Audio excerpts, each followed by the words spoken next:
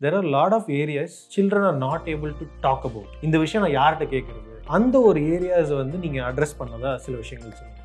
ஒரு முறை வந்து பேரண்ட்ஸ்க்கு இந்த பேண்ட் ஒரு ஒர்க் ஷாப் பண்றீங்க. அந்த ஒர்க் ஷாப்புக்கு அப்பா அம்மா 2 பேர் ஒன்னா வந்து அட்டென்ட் பண்ணணும், அப்பதான் அட்மிஷன் கன்ஃபார்ம் பண்ணணும். அதுல நீங்க பண்ற விஷயங்கள்லாம் சொன்னதை பார்க்கும்போது எனக்கு வந்து இதெல்லாம் ஓரளவுக்கு பேரண்ட்ஸுக்கு தெரிஞ்சிருக்காதா, அவ்வளோ இக்னோரண்டா தான் இருக்காங்களா அப்படின்னு ஒரு கேள்வி. இக்னரண்ட்டுங்கிறது கிடையாது, இட்ஸ் கைண்ட் ஆஃப் கிளாரிட்டி தான். குழந்தைங்களுடைய இந்த சூசைடல் இன்டென்ஷன் எப்போ வரும், எப்போ பேரண்ட்ஸோட கீழ்ப்படியாம போவாங்க, இதுல ரோல் ஆஃப் அப்பா, ரோல் ஆஃப் அம்மா, இதை பத்தி எல்லாமே வந்து வரும். ஸோ இப்போ ஒரு 2 விஷயம் when we discussed எங்களுக்கு ரொம்ப தனியாக தெரிஞ்ச விஷயம்னு பார்க்கும்போது, ஒன்று வந்து பேண்டுன்னு சொல்லிட்டு நீங்கள் ஒரு ப்ரோக்ராம் பண்ணுறீங்கன்னு சொல்லியிருந்தீங்க. ஸோ அதை பற்றி சொல்லணும். ரெண்டாவது, there are a lot of areas children are not able to talk about. இந்த விஷயம் நான் யார்கிட்ட கேட்குறது, இந்த விஷயத்தை பற்றி நான் வீட்டில் பேச முடியுமா, டீச்சரை கேட்க முடியுமா, அந்த ஒரு ஏரியாஸை வந்து நீங்கள் அட்ரஸ் பண்ணதா சில விஷயங்கள் சொன்னீங்க. So can you share about that? 2-3 விஷயங்கள் இருக்குது. ஒன்று வந்து ஒரு முறை வந்து இந்த குழந்தைங்களோட இருக்கிறப்ப நிறைய எக்ஸ்பெரிமெண்ட் இருக்கும். ஒரு பாய் 4th ஸ்டாண்டர்ட் அவங்ககிட்ட ஒரு தப்பு கண்டுபிடிச்சோம். அப்போ வந்து அந்த பையன் யார்ட்டையும் பேச மாட்டான் அப்படின்னு சொல்லிட்டாங்க. நான் என்ன சொன்னேன், I took it as a challenge, என்கிட்ட அனுப்பிச்சிருமா அப்படின்னு சொல்லிட்டேன் அந்த டீச்சரை. ஸோ அவன் வந்தான், உட்கார சொன்னேன், உட்காரல, பையில நின்றுட்டு இருந்தான். எனக்கு ஒரு ½ டே டைம் எடுத்தது. அவனோட காலையில் வந்துட்டான், அவன் நின்றுட்டே இருக்கான், அவன் எதுவுமே காதில் வாங்குற மாதிரி இல்லை. உட்கார சொன்னேன், உட்காரல. அவன் 4th தான், யோசிச்சு பாருங்க, 4th தான், ஹார்ட்லி ஒரு 9 years 10 years ஓல்டு பாய் தான். ஒன்றும் பெரிய பையன், சொல் பேச்சு கேட்க மாட்டான் அப்படிலாம் இல்லை. அவனுக்கு வந்து தெரியல, எதுவுமே தெரியல. அதுக்கப்புறம் அவங்ககிட்ட என்ன பண்ணேன்னா, டேபிள் மேலே இருக்கிற என் பென்சிலை வந்து கீழே விழ வச்சேன். கீழே விட்டு குனிஞ்சு என்னால் எடுக்க முடியல. அந்த பென்சிலை கொஞ்சம் எடுத்து கொடுத்தான். அதுக்கப்புறம் கொஞ்ச நேரம் கழிச்சு பேப்பரை கீழே போட்டேன், பேப்பர் எடுத்து கொடுத்தான். அப்புறம் இப்போ எங்களுக்குள்ள ஒரு டிரான்சாக்ஷன் ஆரம்பிக்குது. ஓகே, அதுக்கப்புறம் எனக்கு இந்த பேப்பர் பொடி நம்ம கொஞ்சம் ஃபோல்டு பண்ணலாம் அது மாதிரி சொல்லி நான் இதை கோடி கிளிக்கிறேன். நான் ஏதோ வேலை செய்கிற மாதிரி எனக்கு ஹெல்ப் பண்ணுற மாதிரி கொஞ்ச நேரத்தில் இந்த இதுக்கே ஒரு 45 minutes எடுத்தது. இதெல்லாம் எடுத்த பிறகு பார்த்தீங்கன்னா கொஞ்சம் கொஞ்சமாக 2 பேரும் இன்வால்வ் ஆரம்பிச்சு, அப்புறம் உட்கார்றா எவ்வளோ நேரம் போர் அடிக்குது அப்படின்னு சொல்லிட்டு உட்காந்து அப்புறமா பேச ஆரம்பிச்சு பிறகு பார்த்தீங்கன்னா எனக்கு அவங்களுடைய பேரண்ட்டை பார்க்கணுன்னு முடிவு பண்ணேன். இப்போ அவங்ககிட்ட இருக்கிற இஷ்யூஸுக்கு அந்த பேரண்ட் 2 பேரும் அப்பா அம்மாவாக வந்தாங்கன்னா அவங்களோட இதே மாதிரி ஒரு 1 hour உட்கார்ந்தோம்னா அந்த பையன்கிட்ட இருக்கிற திறமை, வீக்னஸ் ரெண்டையுமே கரெக்ட் பண்ணி அவனை ஒரு கரெக்டாக கொண்டு வந்துட முடியும். இஸ் ஜஸ்ட் 4th ஸ்டாண்டர்ட் பாய். அப்போது அந்த பேரண்ட்டை பார்க்கணுன்னு முடிவு பண்ணியாச்சு. இப்போ நான் ப்ரூஃப் பண்ணிட்டேன், அவன் என்கிட்ட பேச ஆரம்பிச்சிட்டான், என்கிட்ட உட்கார ஆரம்பிச்சிட்டான், எனக்கு டீ வரப்போ குடிக்க ஆரம்பிச்சிட்டான். இது நடக்கிறப்போ ஒரு காலைல ஒரு 9:30 உள்ளே வந்தவன், இது நடக்கிறப்போ ஒரு 12 o'clock. ஸோ அப்போ நான் டீச்சரை கூப்பிட்டு காமிச்சிட்டேன், நல்லா பேசுகிறாமா, ஒன்றும் இல்லை, அவங்க பேரண்ட் வர சொல்லுங்கள், நான் பேசலன்ட்டு. ஆனால் அந்த இயர் முடிகிற வரையும் அது 2 பேரண்ட்டையும் என்னால் ஒன்றா பார்க்கவே முடியல.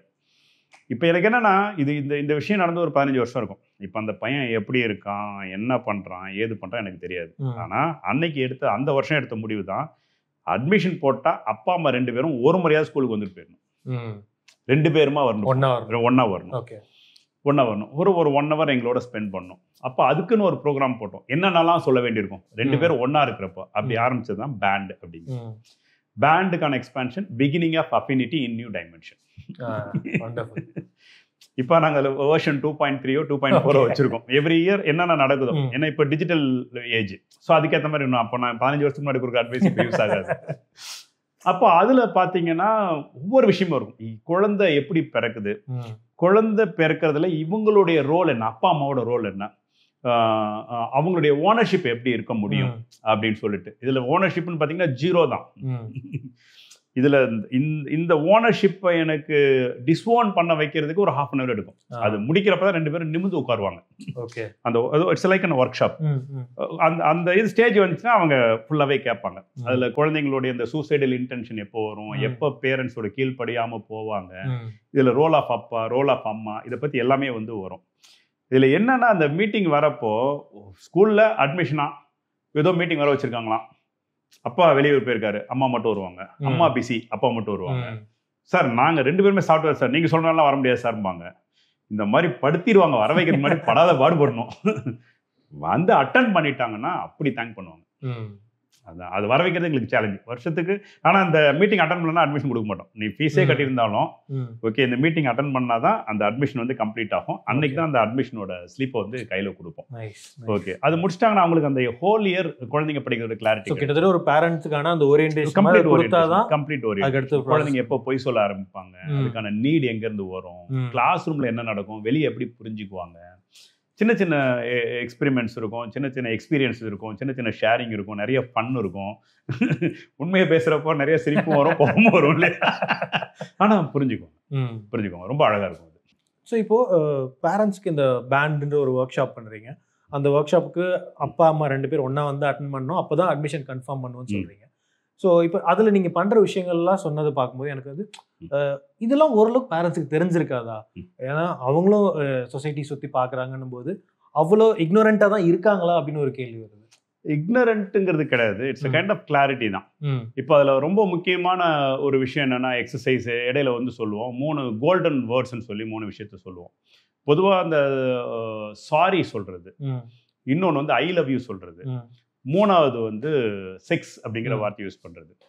இப்போது இந்த குழந்தைங்க கிட்ட ஒரு கான்வர்சேஷன் நடுவில் ஒரு செக்ஸ் அப்படிங்கிற வார்த்தை வந்துச்சுன்னா உடனே ஒரு எக்ஸைட்மெண்ட் வந்துடுது, ஒரு கியூரியாசிட்டி. ஏன்னா அது எதுவோ ஒரு வார்த்தைன்னு நினச்சிக்கிறாங்க. நான் என்ன சொல்லுவேன், வீட்டில் அதிகம் யூஸ் பண்ண வேண்டிய வார்த்தை ஐ லவ் யூ. இந்த ஐ லவ் யூங்கிற வார்த்தை அப்பா அம்மா பற்றி சொல்கிறது, குழந்தை அப்பாவை பார்த்து சொல்கிறது, அம்மா தாத்தா பாட்டிகளை பார்த்து சொல்கிறது, இது மாதிரி வீட்டில் பார்க்குறவங்க ஒவ்வொரு நல்ல விஷயத்துக்கும் சொல்லிகிட்டே இருந்தாங்கன்னா இந்த ஐ லவ் யூங்கிற வார்த்தை ஒரு டிஃப்ரெண்ட் டைரக்ஷனில் ஒரு ஏஜில் வரப்போ பார்த்தீங்கன்னா அது த்ரில்லிங்கை கொடுக்காது அப்படிங்கிறது தான். இப்போ இந்த மீட்டிங் முடிச்சு போகிறப்ப பார்த்தீங்கன்னா எல்லா பேரண்ட்டையும் எனக்கு ஐ லவ் யூ சொல்லிட்டு போவாங்க. இப்போ ஆக்சுவலாக இது தெரிஞ்ச விஷயம் தான் வச்சுக்கோங்களேன். பட் அந்த கிளைம் ஒரு 300 பேர் ஒன்றா ஒரு மீட்டிங் அட்டன் பண்ணுறப்போ ஒரு பேரண்ட் கேட்குற டவுட்டுக்கு இன்னொருத்தர் பதில் சொல்கிறது. இப்போ இது மாதிரி போகிறப்போ அந்த கிளாரிட்டி வந்து வந்துடும். ஒவ்வொரு வருஷமும் நாங்கள் நியூ ஏஜ் பேரண்ட்டை மீட் பண்ண நாங்களும் வெர்ஷன் மாற்றிக்கிட்டே போவோம். Very nice. உங்களோட யூடியூப்ல நான் இன்னொரு விஷயம் பார்த்தேன், பேரண்ட்ஸை கூப்பிட்டு உட்கார வச்சு அவங்களுக்குள்ள ஒரு டிஸ்கஷன் ஒரு விஷயம் பண்றீங்க. ஸோ அது எந்த அளவுக்கு இம்பாக்ட்ஃபுல்லாக இருந்திருக்கு இது வரைக்கும்? இப்போ நம்ம டிஜிட்டல் மீடியாவில் இருக்கோம், நிறைய டிஜிட்டல் தான் வச்சுக்கோங்களேன். அப்போது அந்த டிஜிட்டல் அண்ட் சோஷியல் மீடியாவில் நம்ம என்ன மாதிரி விஷயங்களை நம்மள்கிட்ட குட் ப்ராக்டிசஸ் கொண்டு போகலான்னு பார்க்குறப்ப ஃபஸ்ட்டு ஆரம்பிச்சது தான் நான் சொன்னேன், டீச்சர்ஸ்க்காக ஓப்பன் டோர் ஆரம்பிச்சோம். ஓப்பன் டோர்னா டீச்சர்ஸ்க்கான கிளாஸ் ரூமோட டோரை ஓப்பன் பண்ணி வைக்கிறோம், அவங்களுக்கான ஸ்கில்லோ அவங்களுக்கான ரிசோர்ஸஸோ எங்கேனாலும் ஷேர் பண்ணிக்கலாங்கிறது தான். இதே when we thought about children நாங்கள் ஆரம்பிச்சது பார்த்தீங்கன்னா நோ வால்ஸ். அவங்களுக்கு கதவை திறந்து விட்டு அவங்களுக்கு செவரே தூக்கிட்டோம்னு வச்சுக்கோங்களேன். நோ வால்ஸ்ன்னு சொல்லி பசங்களுக்கு இதே மாதிரி ஒரு டிஜிட்டல் ப்ரோக்ராம் இருக்குது. அதுலேயும் நிறைய ஃபன் இருக்கும், நிறைய நாலேஜ் இருக்கும், மைண்ட் டுவல்னு சொல்லி ஒரு ஆர்குமெண்ட் இருக்கும், அது மாதிரி நிறைய இன்ட்ரெஸ்டிங்கான விஷயங்கள் இருக்கும்னு வச்சுக்கோங்க. ரோல் ஸ்வாப், இவங்க டீச்சராக இருந்தால் டீச்சர் ஸ்டூடெண்ட்டாக இருந்தால் அது மாதிரிலாம் இருக்கும் அதில். அப்போ பேரண்ட்டுக்கு அதே மாதிரி ஒரு ஐடியா வரப்போ தான் பேரண்ட்டுக்கு பிஹைண்ட் த கர்டன் வச்சு நோ மெஸ் அப்படின்னு சொல்லி வச்சோம். அப்போது பேரண்ட்டுக்கிட்ட இதே மாதிரி ஒரு டிபேட், அதில் ஒரு டாபிக் தான் வந்து அர்த்தமுள்ள ஆர்குமெண்ட்னு சொல்லி வைப்போம். அதில் ஒரு பேரண்ட் இந்த முறை பார்த்தீங்கன்னா ஆஃப் ஸ்கூல் ஆக்டிவிட்டிஸ் வந்து தேவையில்லையா அப்படின்னா ஒருத்தர் வேணும்பாங்கன்னு ஒருத்தர் வேணாம், அந்த மாதிரி அவங்களுக்குள்ள. இப்போ இது வந்த பிறகு பார்த்தீங்கன்னா இதில் பேரண்ட்ஸ் ஒருத்தர் இன்வால்வ் பண்ணிக்குவாங்க. ஒரு பேரண்ட் இருக்கிற ஸ்கில் இருக்கும், ஷேர்டு ஸ்கில்ஸ்னு பேர்.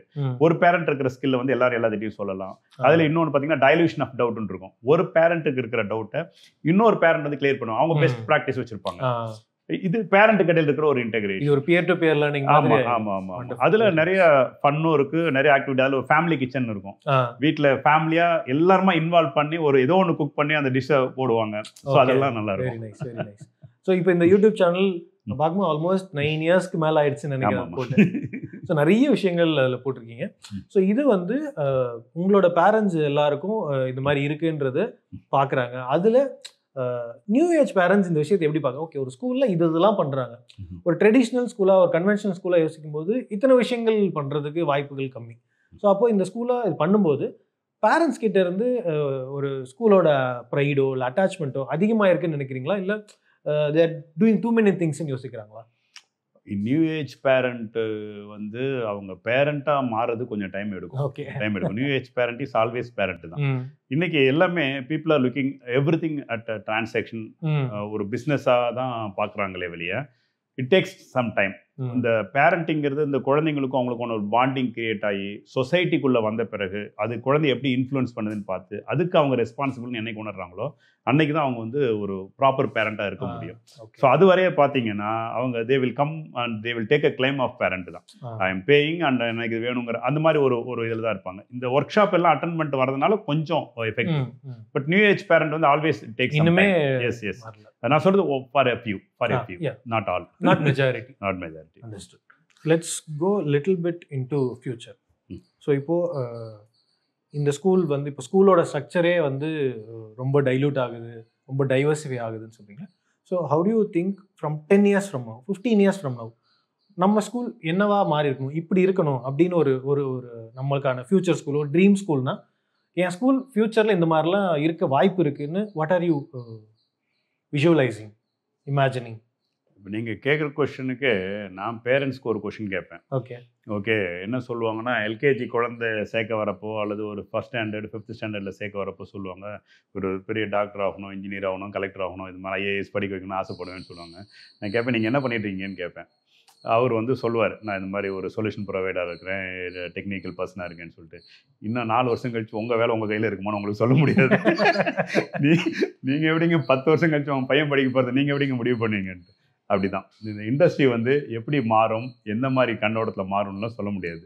நம்ம இண்டஸ்ட்ரியில இருக்கணும் அப்படின்னா இப்போ இந்த ப்ரெசன்ஸ் த எக்ஸிஸ்டன்ஸுக்கு நான் என்ன ஜஸ்டிஃபை பண்றேன்.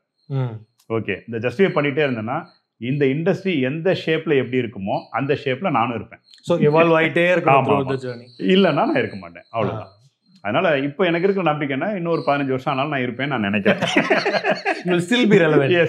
ஏன்னா இப்போ என்னோட சன் உள்ள வந்துட்டாரு, என்னோட சன்னின்லாம் இருக்காங்க, டாக்டர் இருக்காங்க. ஸோ இவங்கெல்லாம் வந்துட்டதுனால, ரெண்டாவது இப்போ ஆவரேஜ் ஏஜ் ஆஃப் டீச்சர்ஸும் கொஞ்சம் குறைச்சிருக்கேன் நான் ஆக்சுவலாக. ஸோ அதனால அது வந்து பாசிபிள் அப்படின்னு நினைக்கிறேன். நிறைய நாங்கள் டிஜிட்டலில் ஒர்க் பண்ணுறோம், ஆக்சுவலாக சோஷியல் மீடியாவில் நிறைய ஒர்க் பண்ணுறோம். அதில் எங்களுடைய ஃபுட் பிரிண்ட்ஸ் வந்து கொடுத்துக்கிட்டே இருக்கும். இன்னும் கொஞ்சம் கொலாபரேட்டிவ் மாடல் எல்லாத்தையும் இன்ட்ரடியூஸ் பண்ணுறோம். அப்படி வரப்போ அது கண்டிப்பாக வேற ஒரு ஷேப்பில் இருக்கும். அந்த ஷேப்பில் நம்மளுடைய கான்ட்ரிபியூஷன் இருக்கும். ஓகே.